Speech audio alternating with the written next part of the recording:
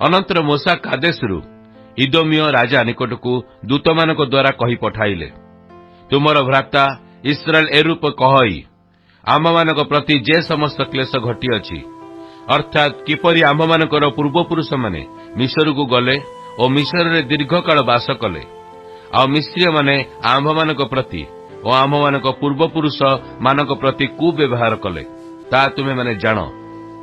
ସେ ସମୟରେ ଆମ୍ଭେମାନେ ସଦାପ୍ରଭୁଙ୍କ ଉଦ୍ଦେଶ୍ୟରେ କ୍ରନ୍ଦନ କରନ୍ତେ ସେ ଆମ୍ଭମାନଙ୍କର ରବ ଶୁଣିଲେ। ପୁଣି ଏକ ଦୂତ ପଠାଇ ଆମ୍ଭମାନଙ୍କୁ ମିଶରରୁ ବାହାର କରି ଆଣିଲେ। ଆଉ ଦେଖ, ଏବେ ଆମ୍ଭେମାନେ ତୁମ୍ଭ ଦେଶର ପ୍ରାନ୍ତସ୍ଥିତ କାଦେଶ ନଗରରେ ଅଛୁ। ମୁଁ ବିନୟ କରୁଅଛି, ତୁମ୍ଭ ଦେଶ ଦେଇ ଆମ୍ଭମାନଙ୍କୁ ଯିବାକୁ ଦିଅ।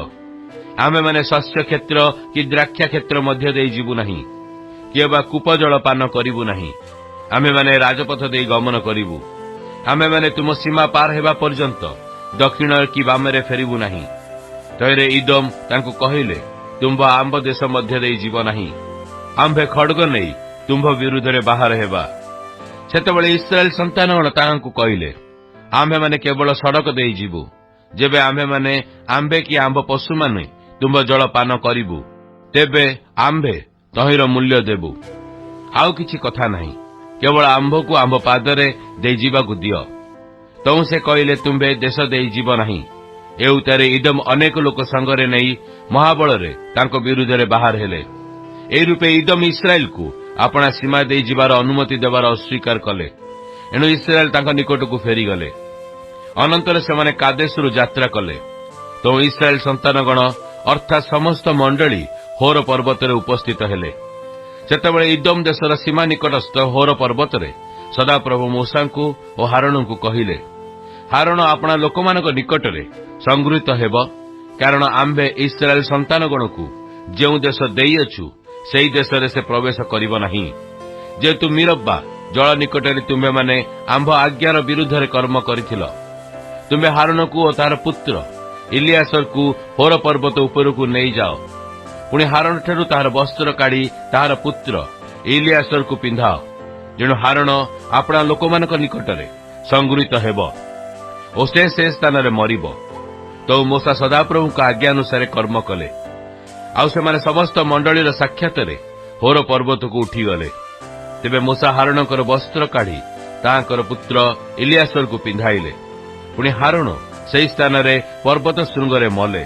ତ ମୋଶା ଓ ଇଲିଆସର ପର୍ବତରୁ ଓହ୍ଲାଇ ଆସିଲେ। ଏ ଉତ୍ତାରେ ହାରୋନ ମରିଛନ୍ତି, ଏହା ସମସ୍ତ ମଣ୍ଡଳୀ ଦେଖନ୍ତେ ସେମାନେ ଅର୍ଥାତ୍ ଇସ୍ରାଏଲର ସମସ୍ତ ବଂଶ ହାରୋନଙ୍କ ନିମନ୍ତେ 30 ଦିନ ପର୍ଯ୍ୟନ୍ତ ରୋଦନ କଲେ। ଗଣନା ପୁସ୍ତକ 21 ପର୍ବ। ଅନନ୍ତର ଇସ୍ରାଏଲ ଅଥାମିର ପଥ ଦେଇ ଆସୁଛନ୍ତି। ଏହି କଥା ଶୁଣି ଦକ୍ଷିଣ ପ୍ରଦେଶ ନିବାସୀ କିଣାଣ ବଂଶୀୟ ଅରାଦର ରାଜା ଇସ୍ରାଏଲର ପ୍ରତିକୂଳରେ ଯୁଦ୍ଧ କଲେ ଓ ସେମାନଙ୍କର କେତେକ ଲୋକଙ୍କୁ ଧରି ବନ୍ଦୀ କଲେ। ତହିଁରେ ଇସ୍ରାଏଲ ସଦାପ୍ରଭୁଙ୍କ ଉଦ୍ଦେଶ୍ୟରେ ମାନତ କରି କହିଲେ, ଯେବେ ତୁମ୍ଭେ ଏହି ଲୋକମାନଙ୍କୁ ଆମ୍ଭ ହସ୍ତରେ ସମର୍ପଣ କରିବ, ତେବେ ଆମ୍ଭେ ସେମାନଙ୍କ ନଗର ସବୁ ବର୍ଜନୀୟ ରୂପେ ବିନାଶ କରିବା। ଏଥିରେ ସଦାପ୍ରଭୁ ଇସ୍ରାଏଲର ରବରେ କର୍ଣ୍ଣପାତ କରି ସେ କିଣାଣୀୟମାନଙ୍କୁ ସମର୍ପଣ କଲେ। ତହିଁରେ ସେମାନେ ସେମାନଙ୍କୁ ଓ ସେମାନଙ୍କ ସମସ୍ତ ନଗର ବର୍ଜନୀୟ ରୂପେ ବିନାଶ କଲେ। ପୁଣି ସେହି ସ୍ଥାନର ନାମ ହର୍ମା ବର୍ଜିତ ହେଲା।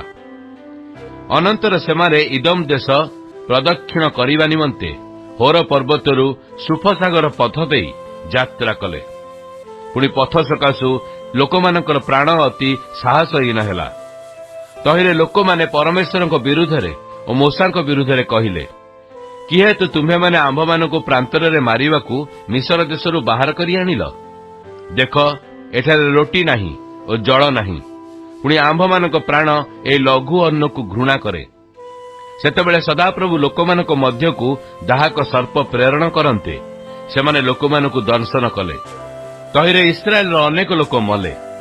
ଏ ନିମନ୍ତେ ଲୋକମାନେ ମୋଶାଙ୍କ ନିକଟକୁ ଆସି କହିଲେ, ଆମ୍ଭେମାନେ ପାପ କଲୁ, କାରଣ ଆମ୍ଭେମାନେ ସଦାପ୍ରଭୁଙ୍କ ବିରୁଦ୍ଧରେ ତୁମ୍ଭ ବିରୁଦ୍ଧରେ କଥା କହିଅଛୁ। ସଦାପ୍ରଭୁଙ୍କ ନିକଟରେ ପ୍ରାର୍ଥନା କର, ଯେପରି ସେ ଆମ୍ଭମାନଙ୍କ ନିକଟରୁ ଏହି ସର୍ପମାନଙ୍କୁ ଦୂର କରିବେ। ତେଣୁ ମୋଶା ଲୋକମାନଙ୍କ ନିମନ୍ତେ ପ୍ରାର୍ଥନା କଲେ। ତେବେ ସଦାପ୍ରଭୁ ମୋଶାଙ୍କୁ କହିଲେ, ତୁମ୍ଭେ ଗୋଟିଏ ଦାହକ ସର୍ପ ନିର୍ମାଣ କରି ପତାକା ଦଣ୍ଡ ଉପରେ ରଖ। ତହିଁରେ ସର୍ପ ଦ୍ରଷ୍ଟ ପ୍ରତ୍ୟେକ ଲୋକ ତାହା ପ୍ରତି ଅନାଇଲେ ବଞ୍ଚିବ। ତେଣୁ ମୋଶା ପିତ୍ତଳର ଏକ ସର୍ପ ନିର୍ମାଣ କରି ପତାକା ଦଣ୍ଡ ଉପରେ ରଖିଲେ। ତହିଁରେ ସର୍ପ କୌଣସି ମନୁଷ୍ୟକୁ ଦଂଶନ କଲେ ସେ ସେହି ପିତ୍ତଳ ସର୍ପ ପ୍ରତି ଦୃଷ୍ଟି କରନ୍ତେ ସେ ବଞ୍ଚିଲା। ଅନନ୍ତର ଇସ୍ରାଏଲ ସନ୍ତାନଗଣ ଯାତ୍ରା କରି ଓବୋତ ଛାଉଣି ସ୍ଥାପନ କଲେ। ତହିଁଉତାରେ ଓବୋତରୁ ଯାତ୍ରା କରି ସୂର୍ଯ୍ୟୋଦୟ ଦିଗରେ ମୋଆବର ସମ୍ମୁଖସ୍ଥିତ ପ୍ରାନ୍ତରରେ ଇୟୋବାରିମରେ ଛାଉଣି ସ୍ଥାପନ କଲେ। ସେମାନେ ସେଠାରୁ ଯାତ୍ରା କରି ସେରତ ଉପତ୍ୟକାରେ ଛାଉଣି ସ୍ଥାପନ କଲେ। ସେଠାରୁ ସେମାନେ ଯାତ୍ରା କରି ଇମୋରୀୟମାନଙ୍କର ସୀମାରୁ ନିର୍ଗତ ଅର୍ଣ୍ଣନର ଅନ୍ୟ ପାରସ୍ଥିତ ପ୍ରାନ୍ତରରେ ଛାଉଣି ସ୍ଥାପନ କଲେ। କାରଣ ମୋଆବର ଓ ଇମୋରୀୟମାନଙ୍କ ମଧ୍ୟବର୍ତ୍ତୀ ଅର୍ଣ୍ଣନ ମୋଆବର ସୀମା ଥିଲା। ଏ ନିମନ୍ତେ ସଦାପ୍ରଭୁଙ୍କ ଯୁଦ୍ଧ ପୁସ୍ତକରେ କଥିତ ଅଛି, ଯଥା ଘୂର୍ଣ୍ଣିବାୟୁରେ ହାବେବକୁ ଓ ଅର୍ଣ୍ଣନର ସକଳ ଉପତ୍ୟକା, ପୁଣି ଆରର ବାସସ୍ଥାନଗାମୀ ଓ ମୋଆବର ସୀମାର ପାର୍ଶ୍ୱସ୍ଥିତ ଗଢ଼ନ୍ତି ଉପତ୍ୟକା ସକଳକୁ ସେ ଜୟ କଲେ। ସେଠାରୁ ସେମାନେ ଯାତ୍ରା କରି ବେର କୂପ ନାମକ ସ୍ଥାନକୁ ଆସିଲେ। ସେହି କୂପ ବିଷୟରେ ସଦାପ୍ରଭୁ ମୋଶାଙ୍କୁ କହିଲେ, ତୁମ୍ଭେ ଏହି ସ୍ଥାନରେ ଲୋକମାନଙ୍କୁ ଏକତ୍ର କର, ଆମ୍ଭେ ସେମାନଙ୍କୁ ଜଳ ଦେବା। ସେତେବେଳେ ଇସ୍ରାଏଲ ଏହି ଗୀତ ଗାନ କଲେ, ହେ କୂପ ଉଚ୍ଛଳି ଉଠ, ତୁମେମାନେ ତହିଁ ଉଦ୍ଦେଶ୍ୟରେ ଗାନ କର। ଅଧିପତିମାନେ ସେହି କୂପ ଖୋଳିଛନ୍ତି, ଲୋକମାନଙ୍କ କୁଳୀନମାନେ ରାଜଦଣ୍ଡ ଓ ଆପଣା ଯଷ୍ଟି ଘେନି ତାହାକୁ ଖୋଳିଛନ୍ତି। ଏ ଉତ୍ତାରେ ସେମାନେ ପ୍ରାନ୍ତରରୁ ମତାନକୁ ଓ ମତାନଠାରୁ ନହଲିୟକୁ ଓ ନହଲିୟଠାରୁ ବାମୋତକୁ ଓ ବାମୋତଠାରୁ ମୋଆବ କ୍ଷେତ୍ରସ୍ଥିତ ଉପତ୍ୟକା ଦେଇ ପିସିଗା ପର୍ବତର ଶୃଙ୍ଗକୁ ଯାତ୍ରା କଲେ। ତା ମରୁଭୂମି ଆଡ଼କୁ ଥିଲା।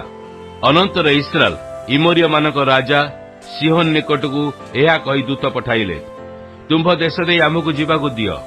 ଆମେମାନେ ଶସ୍ୟ କ୍ଷେତ୍ର କି ଦ୍ରାକ୍ଷା କ୍ଷେତ୍ର ଆଡ଼େ ଫେରିବୁ ନାହିଁ। ଆମେମାନେ କୂପରୁ ଜଳପାନ କରିବୁ ନାହିଁ। ଆମେମାନେ ସୀମା ପାର ହେବା ପର୍ଯ୍ୟନ୍ତ ରାଜପଥ ଦେଇ ଗମନ କରିବୁ। ଏଥିରେ ସିହୋନ ଆପଣା ସୀମା ଦେଇ ଇସ୍ରାଏଲକୁ ଯିବା ପାଇଁ ଦେଲେ ନାହିଁ। ମାତ୍ର ସିହୋନ ଆପଣାର ସମସ୍ତ ଲୋକଙ୍କୁ ଏକତ୍ର କରି ଇସ୍ରାଏଲର ପ୍ରତିକୂଳରେ ପ୍ରାନ୍ତରକୁ ବାହାର ହେଲେ। ପୁଣି ଜହସରେ ଉପସ୍ଥିତ ହୋଇ ଇସ୍ରାଏଲ ବିରୁଦ୍ଧରେ ଯୁଦ୍ଧ କଲେ। ତହିଁରେ ଇସ୍ରାଏଲ ଖଡ୍ଗଦ୍ୱାରରେ ତାଙ୍କୁ ଆଘାତ କରି ଅର୍ଣ୍ଣନଠାରୁ ଜର୍ଦୋକ ପର୍ଯ୍ୟନ୍ତ ଅର୍ଥାତ୍ ଅମନ ସନ୍ତାନଗଣ ସୀମା ପର୍ଯ୍ୟନ୍ତ ତାହାର ଦେଶ ଅଧିକାର କଲେ। କାରଣ ଅମନ ସନ୍ତାନଗଣର ସୀମା ଦୃଢ଼ ଥିଲା। ଏହି ରୂପେ ଇସ୍ରାଏଲ ସେହି ସମସ୍ତ ନଗର ହସ୍ତଗତ କଲେ ଓ ଇସ୍ରାଏଲ ଇମୋରୀୟମାନଙ୍କର ସମସ୍ତ ନଗରରେ ଅର୍ଥାତ୍ ହିସୋବନରେ ଓ ତହିଁର ସମସ୍ତ ନଗରରେ ବାସ କଲେ। କାରଣ ହିସୋବନ ଇମୋରୀୟମାନଙ୍କ ରାଜା ସିଓନଙ୍କ ନଗର ଥିଲା। ସେ ମୋଆବର ପୂର୍ବ ରାଜାର ପ୍ରତିକୂଳରେ ଯୁଦ୍ଧ କରି ତାହା ହସ୍ତରୁ ଅର୍ଣ୍ଣନ ପର୍ଯ୍ୟନ୍ତ ତାର ସମସ୍ତ ଦେଶ ନେଇଥିଲେ। ଏ ନିମନ୍ତେ କବିମାନେ କହନ୍ତି, ତୁମେମାନେ ଇସୋବନକୁ ଆସ, ସିଓନର ନଗର ନିର୍ମିତ ଦୃଢ଼ୀକୃତ ହେଉ। କାରଣ ଇସୋବନଠାରୁ ଅଗ୍ନି, ସିହୋନ ନଗରଠାରୁ ଅଗ୍ନିଶିଖା ନିର୍ଗତ ହୋଇଅଛି, ତା ମୋଆବର ଆର ନଗରକୁ। ଅର୍ଣ୍ଣନସ୍ଥ ଉଚ୍ଚସ୍ଥଳୀର ଦେବଗଣକୁ ଗ୍ରାସ କରିଅଛି। ହେ ମୋଆବ, ତୁମର ସନ୍ତାପ ହେଲା। ହେ କମେଶୋର ଲୋକଗଣ, ତୁମେମାନେ ଉଚ୍ଛିନ୍ନ ହେଲ। ସେ ତାହାର ପୁତ୍ରଗଣକୁ ପଳାତକ ରୂପେ ଓ ତୋର କନ୍ୟାଗଣକୁ ବନ୍ଦୀ ରୂପେ ଇମୋରୀୟ ରାଜା ସିଓନ ହସ୍ତରେ ସମର୍ପଣ କରିଅଛି। ଆମ୍ଭେମାନେ ସେମାନଙ୍କୁ ବାଣ ମାରିଅଛୁ। ହିସୋବନ ଦିବୋନ ପର୍ଯ୍ୟନ୍ତ ବିନଷ୍ଟ ହେଲା। ଆମେମାନେ ନୋଫହ ପର୍ଯ୍ୟନ୍ତ ଧ୍ୱଂସ କଲୁ, ତାହା ମେଦବା ପର୍ଯ୍ୟନ୍ତ ବ୍ୟାପୀ। ଏହି ରୂପେ ଇସ୍ରାଏଲ ଇମୋରୀୟମାନଙ୍କ ଦେଶରେ ବାସ କଲେ। ଅନନ୍ତର ମୋଶା ଜାସେର ଅନୁସନ୍ଧାନ କରିବା ପାଇଁ ଲୋକ ପଠାନ୍ତେ ସେମାନେ ତହିଁର ସକଳ ନଗର ହସ୍ତଗତ କଲେ ଓ ସେଠାସ୍ଥିତ ଇମୋରୀୟମାନଙ୍କୁ ତଡ଼ିଦେଲେ। ତହୁଁ ସେମାନେ ଫେରି ବାସନର ପଥ ଦେଇ ଉଠିଗଲେ। ତହିଁରେ ବାସନର ରାଜା ଓଗୋ ଓ ତାହାର ସମସ୍ତ ଲୋକ ସେମାନଙ୍କ ପ୍ରତିକୂଳରେ ବାହାର ହୋଇ ଇଦ୍ରିଆରେ ଯୁଦ୍ଧ କଲେ। ସେତେବେଳେ ସଦାପ୍ରଭୁ ମୋଶାଙ୍କୁ କହିଲେ, ତାହାକୁ ଭୟ କର ନାହିଁ, କାରଣ ଆମ୍ଭେ ତାହାକୁ ଓ ତାହାର ସମସ୍ତ ଲୋକଙ୍କୁ ଓ ତାହାର ଦେଶକୁ ତୁମ୍ଭ ହସ୍ତରେ ସମର୍ପଣ କଲୁ। ତୁମେ ଇସୋବନ ନିବାସୀ ଇମୋରୀୟ ରାଜା ସିଓନ ପ୍ରତି ଯେ ରୂପେ କଲ, ତାହା ପ୍ରତି ସେ ରୂପେ କରିବ। ଏଣୁ ତାହାର କେହି ଅବଶିଷ୍ଟ ନ ରହିବା ପର୍ଯ୍ୟନ୍ତ ସେମାନେ ତାହାକୁ ଓ ତାହାର ପୁତ୍ରଗଣକୁ ଓ ତାହାର ସମସ୍ତ ଲୋକଙ୍କୁ ଆଘାତ କଲେ। ପୁଣି ସେମାନେ ତାହାର ଦେଶ ଅଧିକାର କଲେ। ଗଣନା ପୁସ୍ତକ 22 ପର୍ବ। ଅନନ୍ତର ଇସ୍ରାଏଲ ସନ୍ତାନଗଣ ଯାତ୍ରା କରି ଜିରିହୋ ନିକଟସ୍ଥ ଜର୍ଦ୍ଦନ ଆଗରେ ମୋୟାବ ପଦାରେ ଛାଉଣି ସ୍ଥାପନ କଲେ। ପୁଣି ଇସ୍ରାଏଲ ଇମୋରୀୟମାନଙ୍କ ପ୍ରତି ଯାହା ଯାହା କରିଥିଲେ ତାହା ସିପୋପ୍ର ପୁତ୍ର ବାଲାକ ଦେଖିଲେ।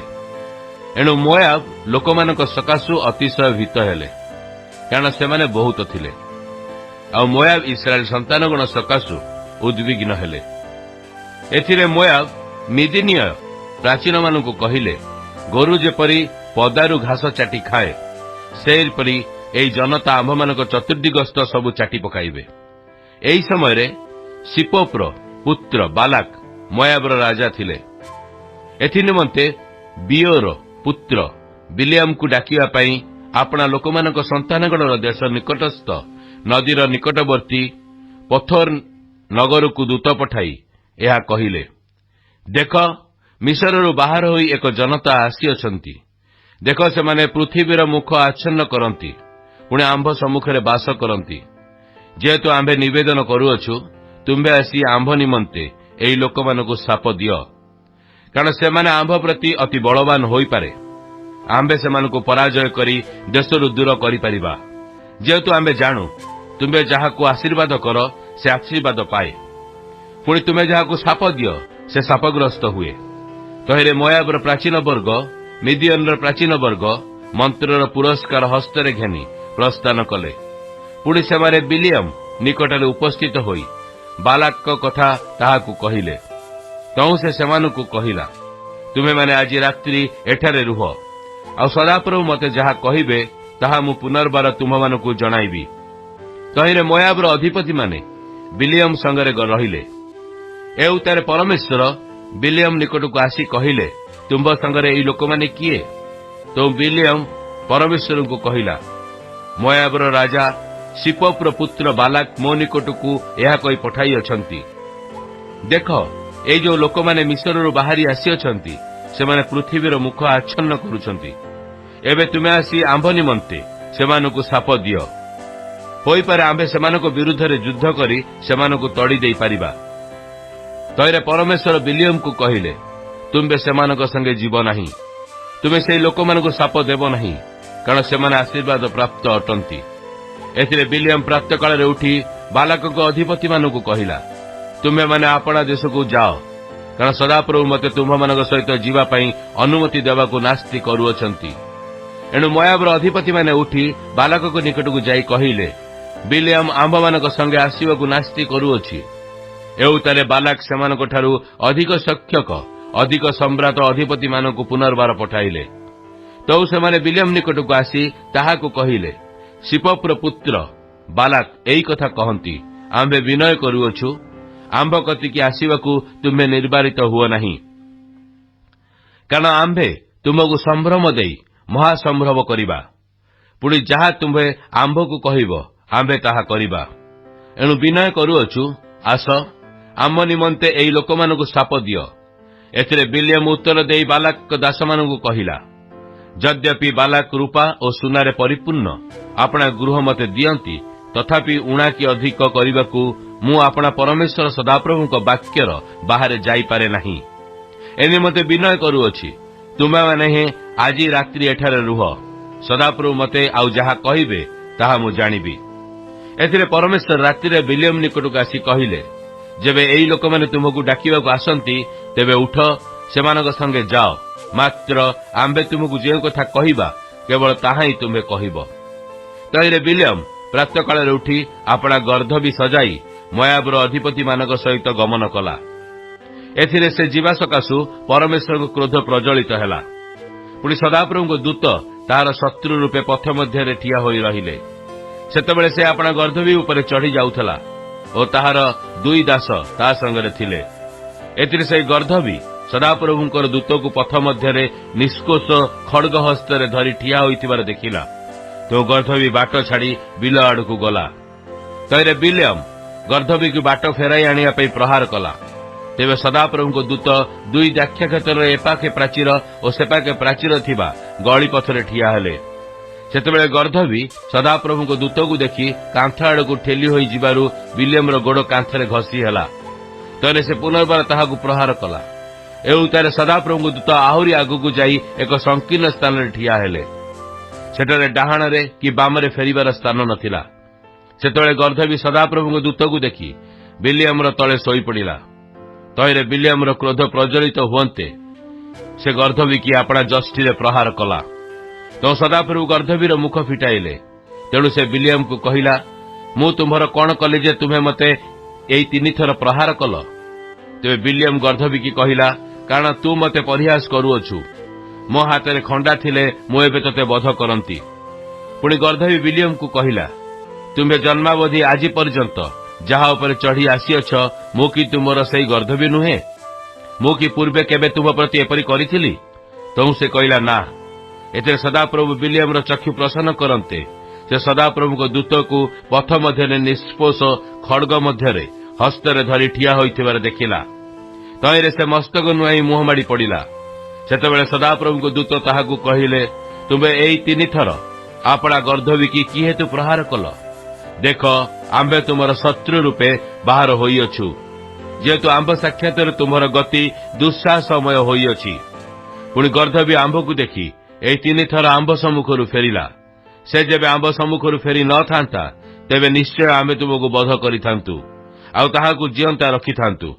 ତହିଁରେ ବିଲିୟମ ସଦାପ୍ରଭୁଙ୍କ ଦୂତକୁ କହିଲା, ମୁଁ ପାପ କରିଅଛି, କାରଣ ତୁମ୍ଭେ ଯେ ମୋ ବିପକ୍ଷରେ ପଥରେ ଠିଆ ହୋଇଅଛ, ତାହା ମୁଁ ଜାଣିଲି ନାହିଁ। ଏଣୁ ଏବେ ଯେବେ ତାହା ତୁମ୍ଭ ଦୃଷ୍ଟିରେ ମନ୍ଦ ହୁଏ, ତେବେ ମୁଁ ଫେରିଯିବି।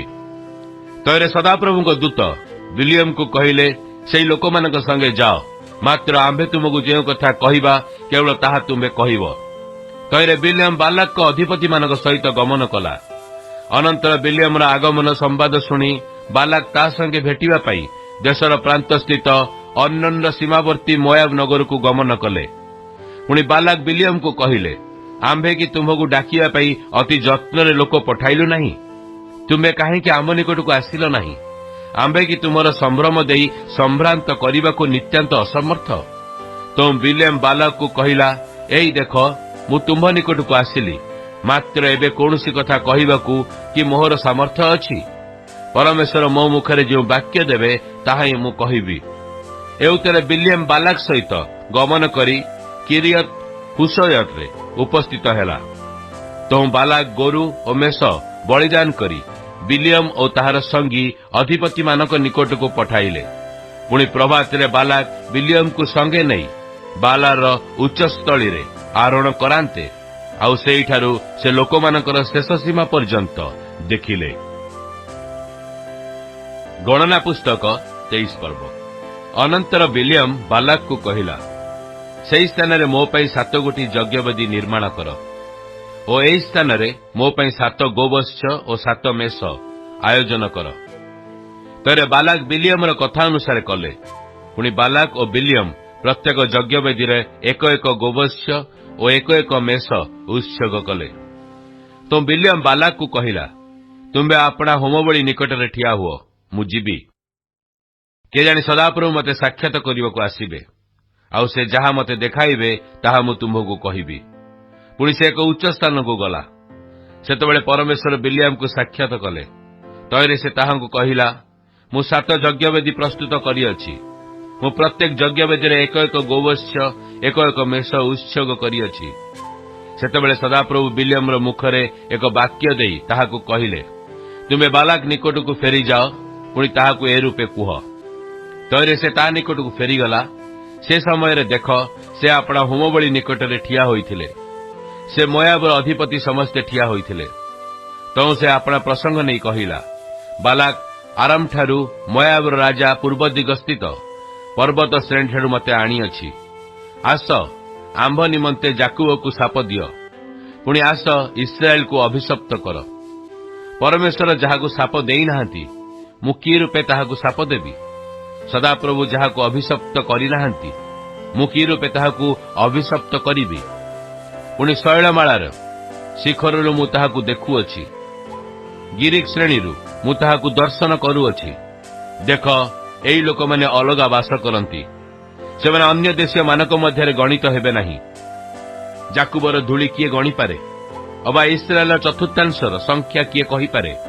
ଧାର୍ମିକର ମରଣରେ ମୁଁ ମରେ, मोर शेष अवस्था ताहार तुल्य हेउ। एथिरे बालाक बिलियम को कहिले, आंभे तुम्भ प्रति एक की कलु, आंबर शत्रु मानक साप देवा पई आंबे तुमको नहीं गलु, आउ देख तुम्बे सेमानकु सर्वत भावे आशीर्वाद कल। तईरे से उत्तर दे कहिला, सदाप्रभु मो मुखरे जेउ कथा दियंती सावधान होई ताहा ही कहिबा कि मोर उचित नुहे। एउतरे बालाक कहिले, आंभे निवेदन करूअछु तुम्बे जेउ स्थानरु सेमानकु देखि पारिबो एपरि एक स्थानकु आंब संगे आस। तुमे केवल सेमानकर शेष सीमा स्थित लोकमानकु देखिबो, मात्र समस्तଙ୍କୁ देखि पारिबो नाही। सेहिठारु आंभ निमंते सेमानकु साप दियो। सेतबेले बालाक ताहार पिस्गार पुष्पस्थित सिफिम क्षेत्रकु नहीं जाई सेही स्थान रे 7 वेदी निर्माण कले। पुणी प्रत्येक वेदीर एक एक गोवत्स और एक एक मेष उत्सर्ग कले। तो से बालाक को कहिला, जे पर्यंत सेही स्थान रे परमेश्वर सहित साक्षात करिबी से पर्यंत तुमे एही स्थान रे आपना होमबळी निकटरे ठिया होइथाओ। एते सदाप्रभु विलियम सहित साक्षात कले। पुणी ताहार मुखरे गोटे वाक्य देई ताहाकु कहिले, तुमे बालाक निकटकु फेरी जाई ताहाकु एई कथा कहिबो। तो से ताको निकटकु आसिला, आउ देख से आपना होमबळी निकटरे ठिया होइथिले, आउ मोयाबर अधिपति माने तांको संगरे थिले। तेबे बालाक ताको पचारिले, सदाप्रभु कौन कहिसुंती? तईरे से आपना प्रसंग नहीं कहिला, हे बालाक उठ श्रवण कर, हे सिपपुर पुत्र मो कथारे कर्णपात कर। परमेश्वर मनुष्य नुहंती जे से मिथ्या कहिबे, किए बा से मनुष्यर संतान नुहंती जे से अनुताप करिबे। से कहिसंती आउ से कि ताहा करिबे नाही, से कहिसंती आउ ताहा से कि सिद्ध करिबे नाही। देख मु आशीर्वाद करिबाकू आज्ञा पाई अछि, पुणी से आशीर्वाद करिअछंती, एणु मु ता अन्यथा करि न पारे। से जाकुब मध्यरे अधर्म दृष्टिगोचर करि नाहंती, केवल से इस्राएल मध्यरे उपद्रव देखि नाहंती। सेमानक परमेश्वर सदाप्रभु सेमानक संगरे अछंती, पुणी राजार जयध्वनि सेमानक मध्यरे अछि। परमेश्वर सेमानकु मिस्ररु बाहर करि आणुछंती। अरणा तुल्य सेमानकर बळ, नित्यांत जाकुब पई कोनोसी गणकता नाही, केवल इस्राएल पई कोनोसी मंत्र नाही। एई क्षणी जाकुब विषय रे ओ इस्राएल विषय रे कुहा जिवो, परमेश्वर की कर्म करिछंती। देख सेई लोक समूह सिंह परि उठुअछंती, पुणी से सिंह परि आपणकु उठाउछंती। जे पर्यंत से शिकार भोजन न करे ओ हत लोकमानक रक्तपान न करे से पर्यंत शयन करिबो नाही। अनंतर बालाक बिलियम को कहिले, तुंबे सेमानकु किछि साप दियो नाही, केवल सेमानकु किछि आशीर्वाद कर नाही। तैरे बिलियम उत्तर देई बालाक को कहिला, सदाप्रभु मते जहा किछि कहिबे ताहा ही मु करिबी, या कि तुंभऊ कहि नाही। तो बालाक बिलियम को कहिला, विनय करूअछु, आस आंबे तुमको अन्य एक स्थान को नहीं जिबा, होई पारे से स्थान रे आंभ निमंते सेमानकु साप देबारे परमेश्वरक दृष्टि रे उपयुक्त हेबो। एणु बालाक बिलियम को मरुभूमि अभिमुखरे पियोर शिखो को नहीं गले। तईरे बिलियम बालाक को कहिला, एई स्थान पई मो पई 7 गोटी वेदी निर्माण कर, ओ एई स्थान रे मो निमंते 7 गोवत्स और 7 मेष आयोजन कर।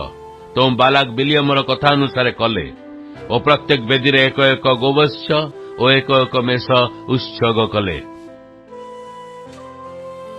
गणना पुस्तक 24 पर्व। अनंतर इस्राएल को आशीर्वाद करिबा सदाप्रभु को दृष्टि रे भल। या देखि बिलियम पूर्व परि गणकता साधिबा पई गला नाही, मात्र प्रांतर आड़े आपणा मुख रखिला। तईरे बिलियम अनेई इस्राएल को आपणा वंश अनुसार बास करिवार देखिला।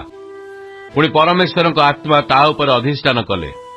तेबे से आपणा प्रसंग नहीं कहिला, वियोगर पुत्र बिलियम कहुअछि, और जहार चक्षु प्रसन्न होइअछि से व्यक्ति कहुअछि, जे परमेश्वर वाक्य शुणुअछि, जे सर्वशक्ति मानकर दर्शन पाउअछि, से तले पड़ी प्रसन्न चक्षु होई कहुअछि, हे जाकुब तुम्बर तंबू सबु, हे इस्राएल तुम्बर आवास सबु किपरि मनोहर, ता सब उपत्यका तुल्य विस्तारित, नदी तीरस्थ उद्यान तुल्य, सदाप्रभु को रोपित अगुरु वृक्ष सदृश्य, जल निकटस्थ एरस वृक्ष सदृश्य अटे।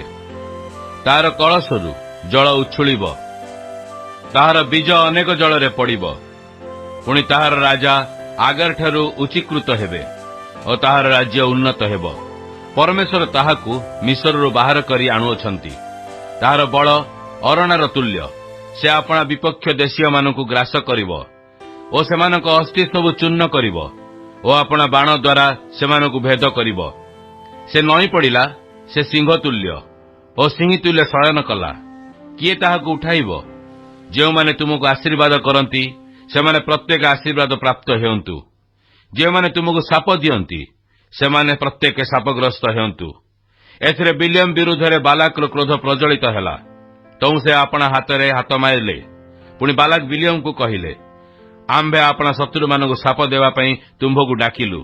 मात्र देख तुम्भे एई 3 थर जाक सेमानकु सर्वत भावे आशीर्वाद कल। ए निमंते तुम्भे एबे अपना स्थान को पळाओ। तुमको अति सम्रात करने आंभर विचार थिला। मात्र देख सदाप्रभु तुमको संभ्रम पाइबारु बारण करियछंती।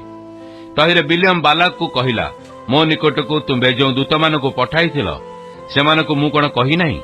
जेबे बालाक सुना रूपारे पूर्ण अपना गृह मते देव तेबे मु अपना इच्छारे भल कि मंद करिया पई सदाप्रभुଙ୍କ वाक्यर बाहरे जाई न पारे।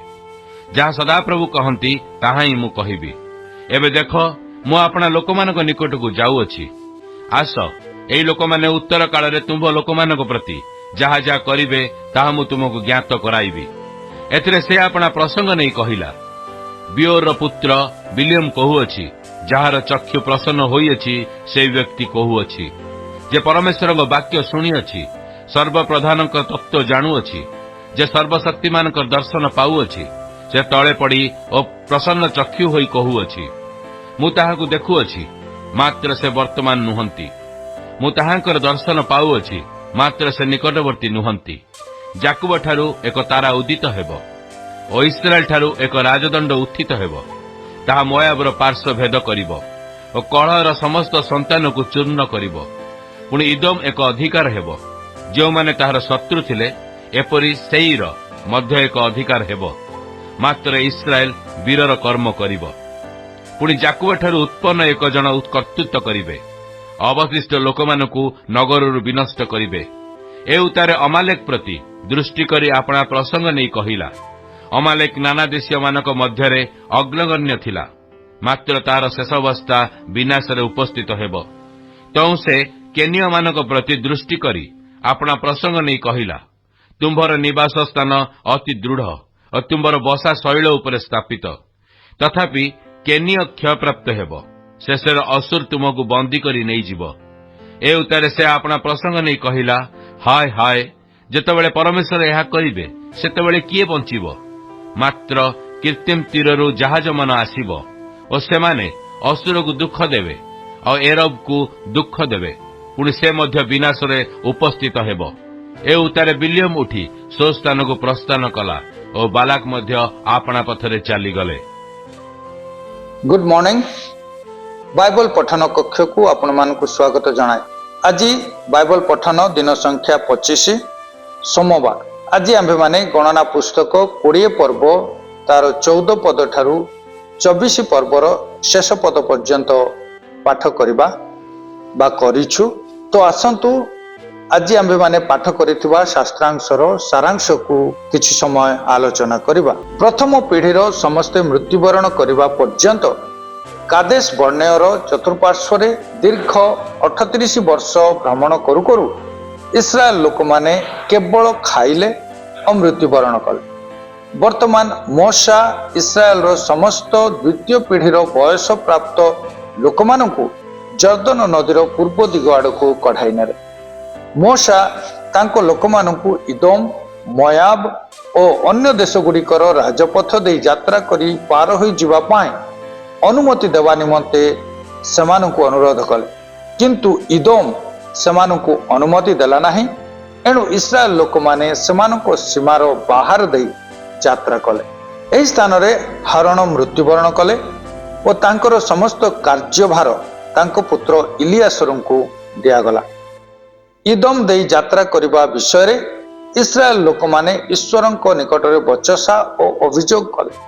एणु ईश्वर सेमानंकु विषधर सर्प मानक द्वारा दंड देले और जेतेबेले सेमाने ताहांको निकटरे उद्धार पाए रक्षा पाए क्रंदन कले से सेमानंकु गोटे पितलर सर्प निर्माण करने को आदेश देले आउ कहिले जो माने सर्प द्वारा दंशित हुअन्ति सेमाने जदि से सर्प को देखिबे ताहेले सेमाने रक्षा पाइबे। मोशा जर्दन पूर्व पारिस्थ इमोरियो मानक देश को अधिकार कले। मोयाबर राजा बालाक इस्राएलियो मानक हेतु भीत हेबारु से सेमानक अभिशाप देवा निमंते जड़े महान भविष्यत वक्ता बालाम को अनुरोध कले, किंतु सदा प्रभु अभिशाप देवा परिवर्ते इस्राएलियो मानक प्रति आशीर्वाद घोषणा करने निमंते बालाम को आदेश देले। किनान देश में प्रवेश करने पूर्व युद्धर सफलता ईश्वर सहित इस्राएल मानक संपर्क मध्य एक गुरुत्वपूर्ण भूमिका संपादन करथिला, कारण यह द्वारा सेमाने जानिले जे सेमानंकर ईश्वर एहीपरि मिथ्या भविष्यत वक्ता मानक देवता ठारू अत्यंत महान अटंती और से समस्तंकर कर्ता समस्तंकर प्रभु से ही अटंती। से ही एकमात्र जीवित और सत्य परमेश्वर अटंती। आजिर पठित शास्त्रांश आम प्रत्येक को प्रभु आशीर्वाद करंतु।